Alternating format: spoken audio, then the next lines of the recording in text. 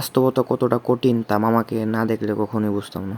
দিকটা পুরাটাই প্যারালাইসিস। আর মামার পরিবার সম্পর্কে একটু জানার আগ্রহ হয় যে এরকম অসুস্থ শরীর নিয়ে কেন রিক্সা চালাইতে আসছে। হ্যালো এভরিওয়ান, কে অবস্থা তোমাদের সকলের? আশা করি তোমরা সকলেই ভালো আছো। আর গাইস, আজকে সকাল সকাল বেরিয়ে পড়লাম ধানমন্ডি যাওয়ার উদ্দেশ্যে। ধানমন্ডি রোড 4 লেভিট হসপিটালের মধ্যে। তো এইখানে আমার একটা হসপিটাল থেকে রিপোর্ট আনার ছিল, সেই জন্য বের হয়েছি। আর আজকে ভিডিও করার তেমন ইচ্ছা ছিল না, তারপরও ভিডিওটা করতে হইলো। আর গাইস, আজকে বয়সটা একটু উল্টাপাল্টা লাগতেছে, তার কারণ হইতেছে যে ঠান্ডা লাগছে, সেই জন্য বয়সটা একটু উল্টাপাল্টা লাগতেছে, একটু অ্যাডজাস্ট করে নিও। আমরা যে রিক্সার মধ্যে উঠি ওই রিক্সা হলো মামার ছিল সমস্যা। তো প্রথম মামাকে দেখে বুঝতেছিলাম যে মামা ঠিকঠাকই আছে, সুস্থই আছে। তারপর রিক্সা ওঠার পরে অনেকক্ষণ পরে বুঝতে পারলাম যে মামা অনেকটাই অসুস্থ। বাস্তবতা কতটা কঠিন তা মামাকে না দেখলে কখনোই বুঝতাম না। আর রিক্সাওয়ালা মামার কী সমস্যাটা ছিল এখন বলি। মামার এক হাত এক পা মানে বাম দিকটা পুরাটাই প্যারালাইসিস। তারপর আবার ভালো করে কথা বলতে পারে না। তারপর মামাকে বলি যে মামা আপনার এরকম অবস্থা কীভাবে হইলো? তারপর মামা বলতেছে যে ব্রেন স্ট্রোক নাকি করছিল, তারপর থেকে বাম দিকটা একেবারে প্যারালাইসিস হয়ে গেছে।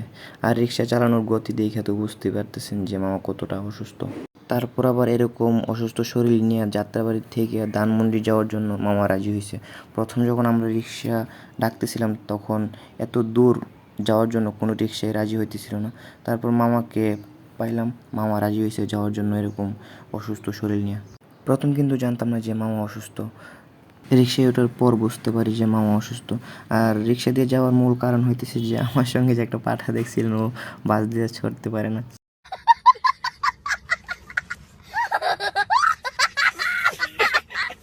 সরি, পাঠা না, ছেলে, ও বাস দিয়ে যাইতে পারে না, সেই জন্য রিক্সা দিয়ে যাওয়া। আর মামার পরিবার সম্পর্কে একটু জানার আগ্রহ হয় যে এরকম অসুস্থ শরীর নিয়ে কেন রিক্সা চালাইতে আসছে। তারপর মামাকে জিজ্ঞেস করার পর মামা বলতেছে যে পরিবারের সবাই আছে, ছেলে মেয়ে সবাই আছে, কিন্তু কেউ দেখে না, ওনার নিজের ওষুধ নিজেই কিনে খাইতে হয়। আর মামার এসব কথা শুই না এত পরিমাণ কষ্ট লাগছে যা বলার বাহিরে। আর আমরা যারা বলি না যে আমাদের এইটা নেই ওইটা নেই, পাশের বাসার অমুকের ওইটা আছে, তমুকের ওইটা আছে, আর রাস্তার মধ্যে বের হইলে বোঝা যায় যে মানুষ কতটুকু কষ্ট করে জীবনযাপন করতেছে। আর আমরা যারা বলি না আমাদের এইটা নেই ওর ওইটা আছে কেন, আসলে আমরা যার যার অবস্থান থেকে আমরা অনেকটাই ভালো আছি।